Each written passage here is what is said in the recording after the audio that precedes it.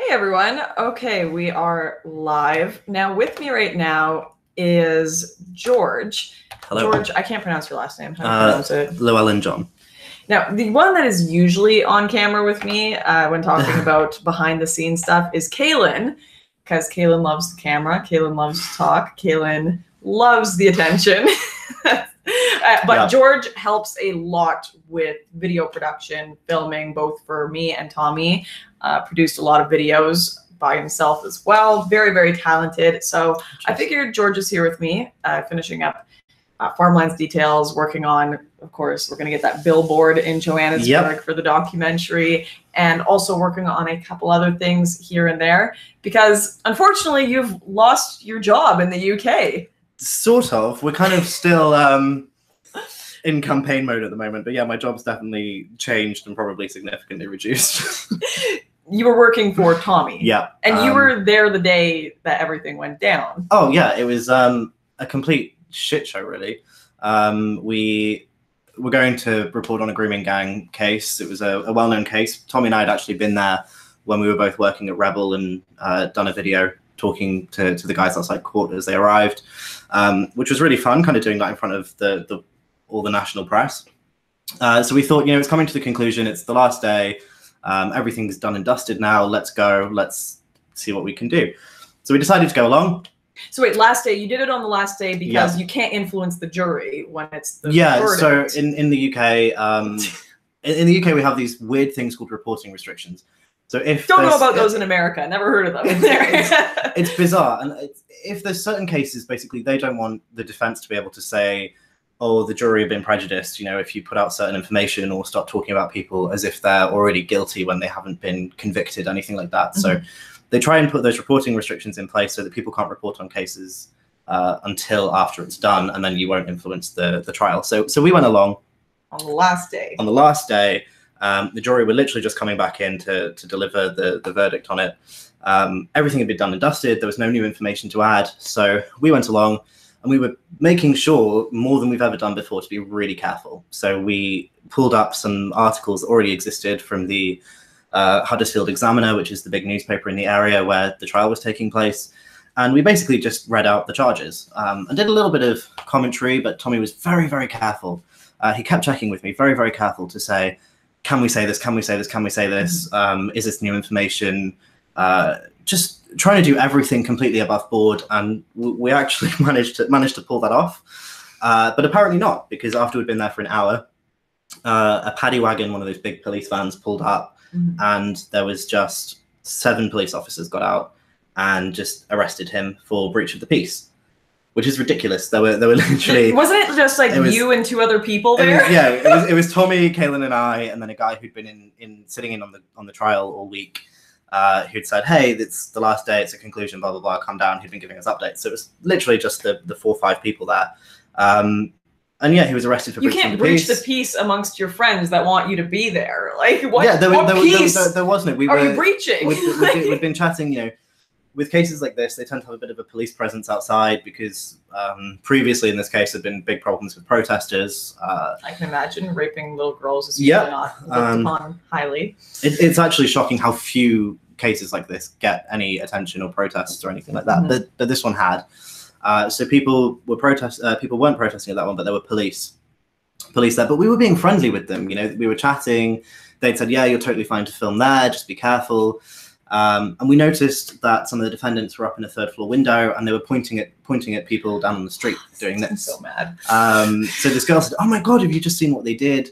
And we looked up, and they're there pointing and doing this. So we mention it to the police. The police go in, disappear. Suddenly you see the police up at the window. And then a couple of minutes later, the court clerk comes to the window. And then a couple of minutes later, the judge comes to the window. And there's this fantastic photo on Tommy's Facebook. Just of is it on his Facebook? Yeah, I go there because I was looking for it from all you. So it's on his Facebook. There's this photo of like 4 or 5 police officers in 2 windows, the court clerk and the judge, all sort of looking out the window laughing, and they're laughing at Tommy running around with his camera, his phone like this, and I'm filming him.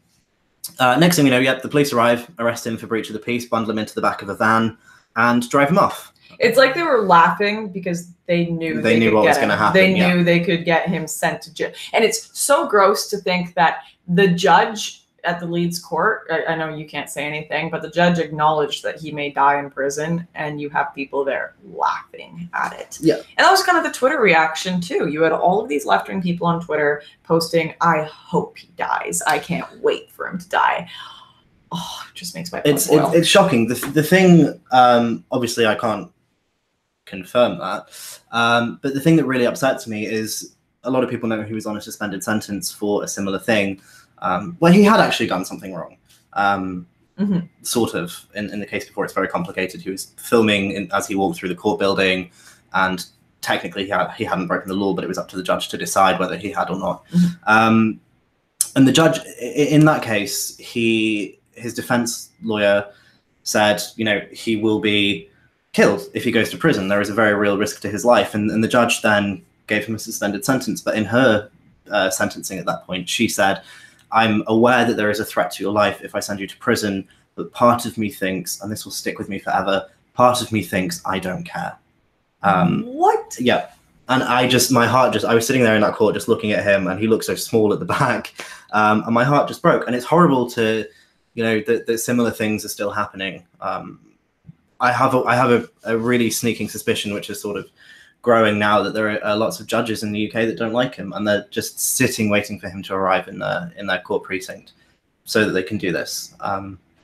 He was arrested. We were told that he had been released, so we went down to the police station. Some local supporters came. They showed up just as his live stream was ending and he was being arrested, and they very kindly drove us down to the police station and took us to a restaurant nearby. So we hung out for a little bit waiting. They said he'd been released, so we were waiting for him, and he never showed. And half an hour passed, an hour passed, and he still hadn't come out. So we went down to the police station and he still hadn't come out. We waited there for a bit. So we thought, well, when he was live streaming, his battery was dying. So we thought we'll go to the car back near the court because inevitably he'll show up there at some point. We go there and he still doesn't show up. And then someone on Twitter sends us a message with a screenshot of the court listings for the day, and he'd been very quietly added to the court listing. And that was at 10 to 2 that we were sent that message. He'd been added for 2 o'clock. So we literally ran over as quick as we could, ran into the courtroom. Unfortunately, you know, we've been told, Kaylin and I, that there's a very, very real threat of us being arrested if we talk too much about what happened in that courtroom. While it was all going on, the judge was looking at me. That's all I can say. He kept turning and making eye contact with me, which was terrifying. I've been terrified this entire time. Just even before you got on the flight to come here, I was terrified that you and Kaylin were going to be arrested and taken away too. There's this overwhelming feeling. So far, we've managed to kind of fly under the radar. A little bit, kind of just being the camera crew, and he's the big name, so no one's really taking it seriously. But this is the first time that it genuinely felt scary, and that's just for us. You know, we don't have a family and kids at home. And that's the thing I want people to realize. I'm sure a lot of you guys, obviously, you're big supporters of mine. You hear me talk about this stuff all the time, but like, Tommy isn't just this big media figure. He's not just this kind of caricature that we have of him, of the confident, smiley guy going up and yelling in people's faces, making them stand up for what they actually say. He's a friend of. I know you've known him for so. You've lived with Tommy. We've gone to football games with his kids. Well, yeah, I was. We know Tommy as a friend as well. I was living in his garage for a while. We for the last 4 months when we've been doing stuff running around the country, Kaylin and I have been living in hotels, and for a little while we lived in his garage, and he went and bought us a whole set of furniture for the garage, and we were, you know, popping in, seeing his wife and kids every day. We buy his kids birthday presents. It took us hours and hours and hours to get home that night because all of our kit, all of our stuff was in the car that we all came up in. He had the keys when he was arrested. They just wouldn't release the keys to us, wouldn't do anything like that. So we were just completely stranded. We managed to get back home in the evening, and I went and we went over to his house, went to go and see his wife, and she was just in pieces, absolutely devastated. No one had really told her anything. I had to be the one to call her that afternoon and tell her, and to, you know, it's a very real worry doing what we do. You know, it all looks fun and high octane when you watch it in videos, but when you constantly have at the back of your mind dreading making that phone call to his wife, you know. Tommy's not coming home tonight. And to actually have to make that was just heartbreaking. And sitting there with her for hours, just kind of making sure that she's okay, talking through the options, because she's not political at all. She doesn't even watch his stuff. The kids don't really know what he does. He's tried his best to kind of keep that life separate and shield them from it. And kind of having to bring her up to date on everything was just horrible.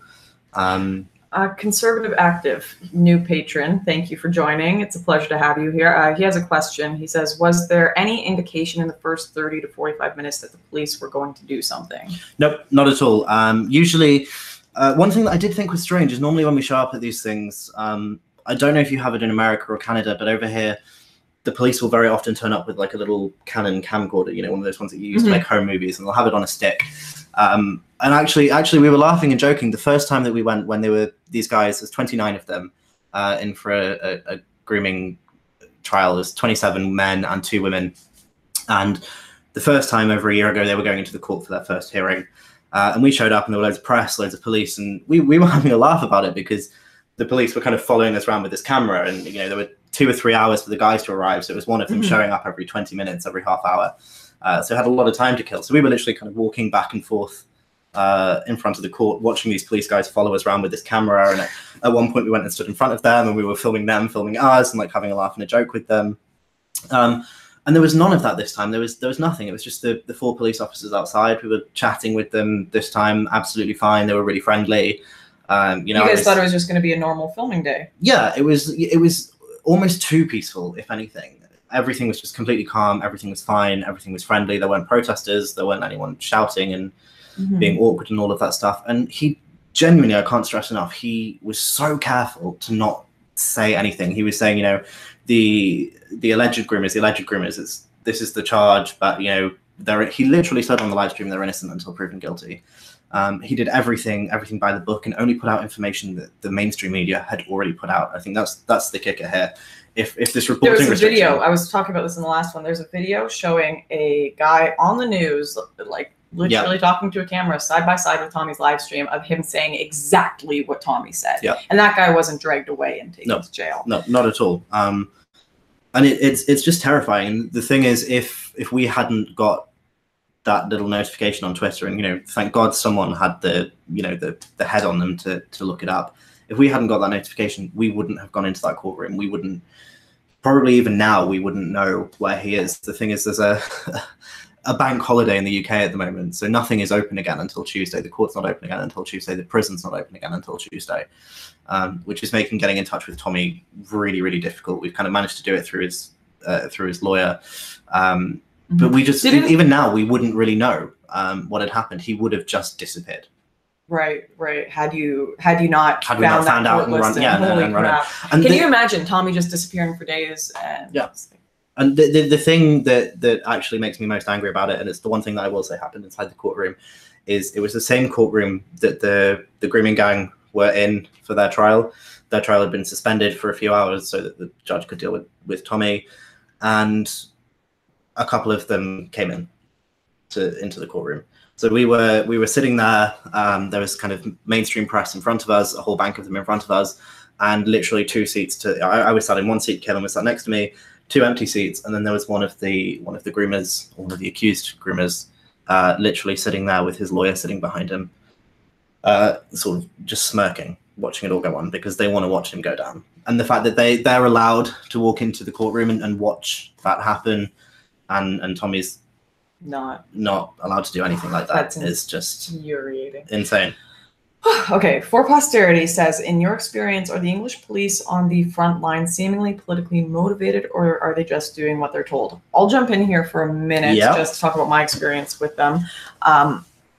When I was in the Kent situation, with the Kent police, the Calais situation rather, the police that were interrogating me under Schedule 7 were really, really nice. Yeah. Actually, they were really nice. Of course, I think that the questions they asked me were handed down from the Home Office. Yeah. I think, although they didn't say it out loud, they probably thought what they were doing was absolutely ridiculous. But they don't, I think they're just as scared of the left-wing orthodoxy as we are. They're just as afraid of getting fired and having their lives ruined and their families ruined. So they they follow orders. And, you know, I know there's always the meme of, oh, he was just following orders, but I mean, they're not. Yeah, no, they really are. You can see on the video that's gone everywhere now. I think it's had sort of 3 or 4 million views. This guy's saying we're the ones that arrested him, jubilant about it. Well, no, this is the thing. You can see on the video that I recorded of him being arrested, he says, "Does this feel right, lads? Does this feel right?" Right. And you can see them sort of uncomfortably shifting their weight from one foot to the other, and they're kind of not making eye contact with anyone at that point. And it's the same thing that we see time and time again. We turn up to these things, and the police are so on side. The police are, you know, we'll be at protests, or the police will kind of, you know, be in a line keeping Antifa from us, and they're winking at us, they're smiling at us, they're, you know, sly little nods that they're on side. We've had police apologizing when we did the Day for Freedom rally. They were absolutely thrilled. They were so fantastic. They were so on side. They were saying that we should do the same thing again when Trump visits in July. And then there's just the disparity that, you know, you go a little bit further up, and they are just so out to get us. I think a lot of it is the police in the UK. A lot of them come from working class backgrounds. Yeah. Especially given, you know, you have to go through the intense training. It's the same thing with the army. You have in the UK with the army, you have a lot of working class lads who basically want to go out and fight, and they want to do something, and they love their country. So it's the best of both worlds for them. And it's the same thing with a lot of the police. You know, they're from backgrounds that traditionally support people like Tommy, and they do. It's this classic divide and conquer tactic. I think, like, the state has so much power over us. They have us in their clutches so strongly that they can get people that agree with each other, pushing each other outside the gates of Downing Street, even though they both want the same thing, because we're all in such fear. One side is in such fear that their kids are going to have to grow up in a United Kingdom where you'll be raped by migrant gangs, and if you complain about it, you'll be taken away in a paddy wagon. And the other side are afraid, if I don't suppress this side, I'll be taken away in a paddy wagon myself by the rest of the cops around me. But there are the cops that are just, you know, generally not nice people. We were, of course, we were reporting one of these trials outside Oxford, and the video has gone quite viral because there's, you know, the girlfriends of these now convicted groomers screaming that these 12-year-old girls that got raped were slags and all this kind of stuff, that they were asking for it, that they were sluts and deserved it. And Kalen was filming that one with me, and he had a camera with a little screen that pops out, and one of these guys just makes a beeline for him and just rips it off right in front of about 4 or 5 police officers. And we go to report it to them, and they just say, "I didn't see anything." Of course. And they just don't care. So I was absolutely incensed about it. So I went and found the guy who was like the chief guy at the time, and said, "Someone's just caused criminal damage to our property. It's a £1,000 camera. You know, we need to make a report of it. We need to get your guys who were there to write down what they saw, to make notes in their little pocky books." And he literally said, "Oh, well, you can't. You'll have to report it, I guess." And I said, "Okay, well, can I report it to you?" And he said, "No, you have to go home and dial 101.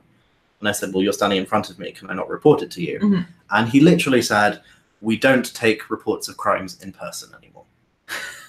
I'm literally thinking, what the hell? If you get raped or you get beaten up or assaulted, what, you go up to a police officer, you know, in the middle of the night with your clothes hanging off you, and they're going to say, "Go home and call 101."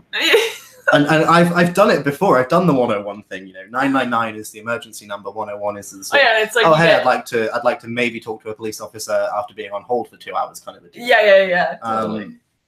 It's just the mind boggles. I think back to, so George was actually the one that was with me during that famous Women's March video where I'm in London asking, would you prefer Buddhism or Islam? And George was the one who got completely mobbed by them, like attacked, because they're like, "No man on the march." I remember that one cop who was quite nice, who kind of looked at these crazy feminists, and he was like, "Oi, what if he identifies as a woman?"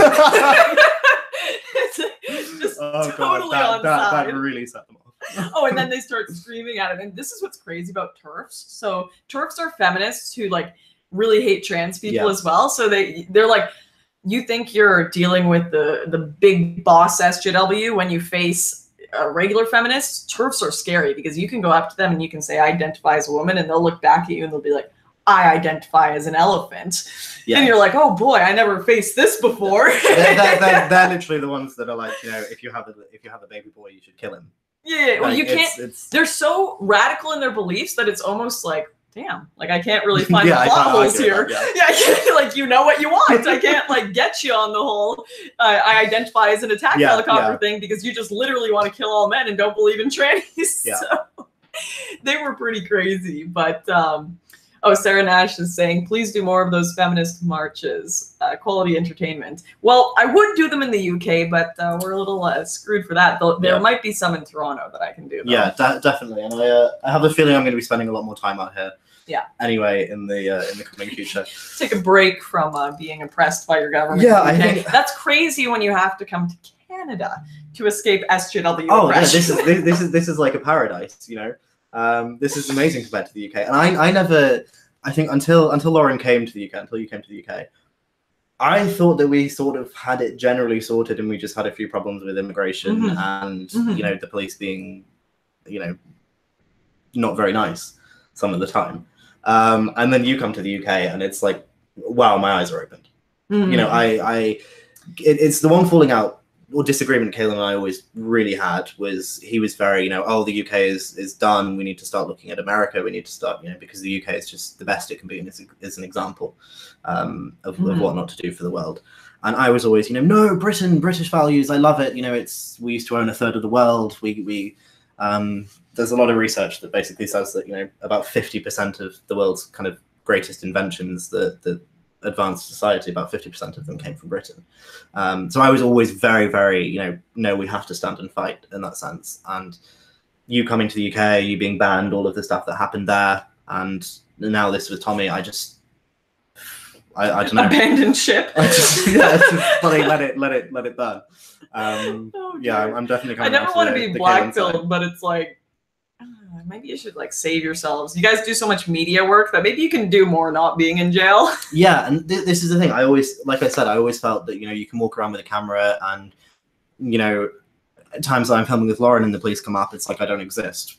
When we're filming with the police and when Tommy's there and the police come up, it's like I don't exist, which is how I always liked it. Yeah. I always like to be kind of in the background, like with the farmland stuff. I like to just kind of be working, producing good stuff, and kind of pulling strings, making things happen. And this whole thing has just kind of forced me to kind of come out a little bit. And well, you've been I've realized that it's not lately. safe. Kaylin and I have usually called George a communist because George would come. Kaylin and I would be having this like crazy conversation. We're like, we're all doomed. We're all gonna die. Da, da, da, da. And George would come in and he'd be like, maybe the liberals aren't that bad. And then Kaylin and I would look over. Maybe we just need to, like, you know, educate them. You communists! You disgust us. Get out, George.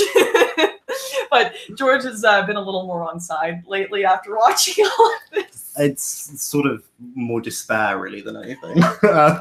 I'm just completely in disbelief. I have this. I've been here for 2 days now, and we've been doing some stuff, kind of working on the Free Tommy campaign and doing the farmland stuff as well. And I'm terrified of going back. I'm you know, half convinced that there's going to be a police escort waiting for me when I get off the plane. Yeah. And that always felt like a silly fantasy. You know, that's what happens to Tommy. That's what happens to Lauren. That's not what happens to me hiding behind the camera and the little, you know, editing thing. And they're really going after us all now. Yeah. And it's scary. Last time I just had a layover in the UK. I had like a horde of cops surround me and my name start going off on the intercom system, and I'm like, oh no, not again. And this is it. This is it. It happened to Kaylin fairly recently. So before we did Day for Freedom, he came over here, landed in Toronto to go to Quebec to film with Ensaf Haydar, Raif Badawi's wife. Raif Badawi's the guy, the blogger sentenced to 10,000 lashes in Saudi Arabia. And so Kaylin came over here to film with his wife. And he was stopped at the airport for 3 hours while they went through her Twitter, went through literally everything, his Twitter, her social media profile, looking up. They were literally sitting in front of him, the border guards, reading articles about Raif Badawi.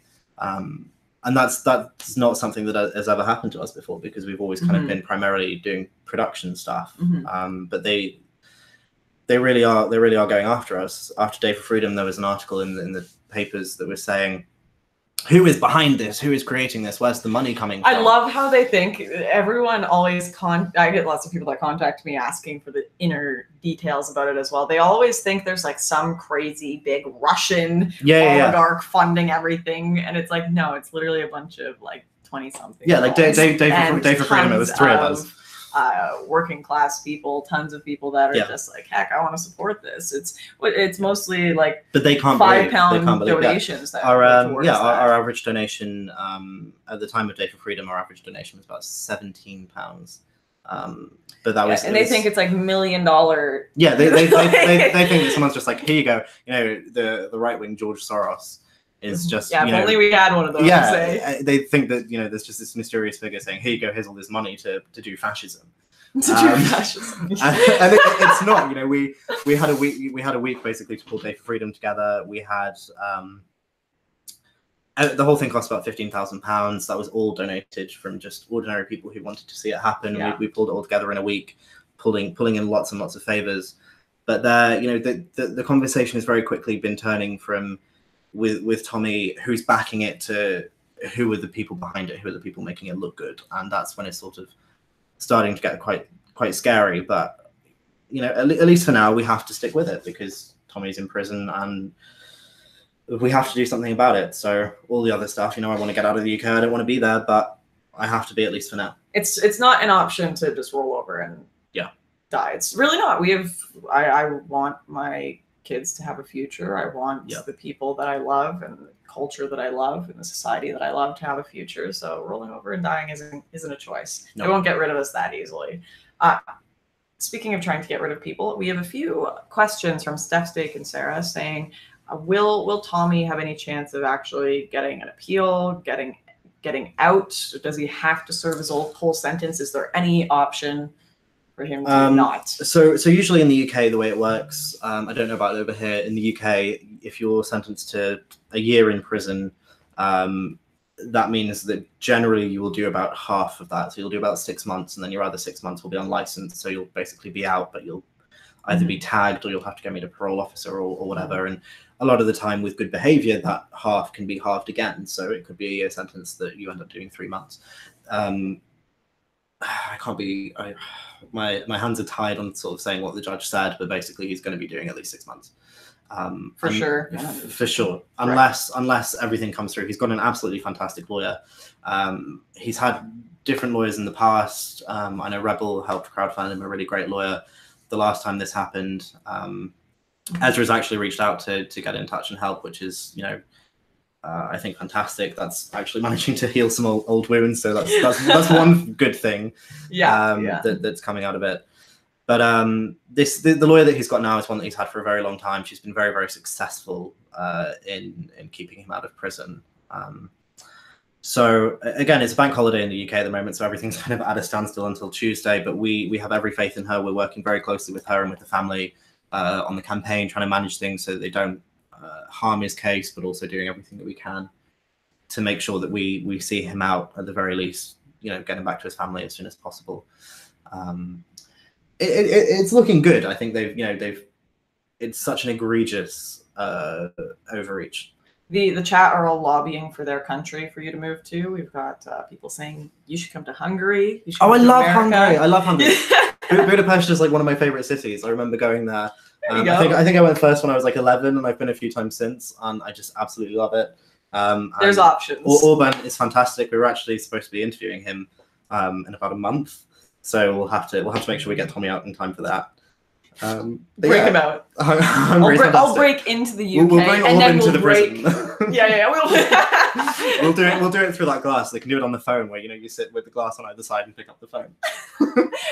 You can set up the lights behind you, make it all pretty. It'd be a great option. You can like call in the prison. Okay, but could we just get one of the inmates to set up a light behind Tommy? We need to Tommy, put on your nicest jumpsuit. We shouldn't be making jokes. It's the only way to cope with it, and you know, he'll be doing the same from the conversations that I've had with the lawyer. He's in high spirits. He's being looked after. He's safe. I know there's been a few reports that he's been attacked in prison. It's not true. Mm-hmm. He's probably in the safest prison that he can be in at the moment. Not that says a huge amount, but we have hope in that at least. It's. All right, Time we will tell. have to wrap this up soon because we have to get some filming done. But one more, Steph Steak is asking, did I know these guys before I went there the first time? The first time I went to the UK, no, but I've known you for a while now. How long have I known you? Probably just over a year. Just over a year. That's crazy to 'Cause think. we were Hopefully, doing a hopefully few for much bits, yeah. longer too. Yeah, definitely. For a while. All right, guys. Thank you so much for tuning in to this call. I hope this is actually probably one of the most exclusive interviews about the Tommy situation. Yeah. No one else has gotten this. No one else has interviewed people that were actually there that day. So you guys are getting a super exclusive stream. You're welcome. Don't leak this. Yeah, please don't get George sent to prison. Actually do not share the link anywhere. Seriously, guys. But thank you so much for watching. Thank you so much for your support. And we're really looking forward to showing you farmlands this week. Yep, it's very, very nearly done, and I think Kaylin's in the UK managing the Tommy stuff so that I can be here to kind of make sure that we finally get farmlands out and actually, can bring you guys some positive news. All right. Good night, guys. Cheers. Thank you so much for everything.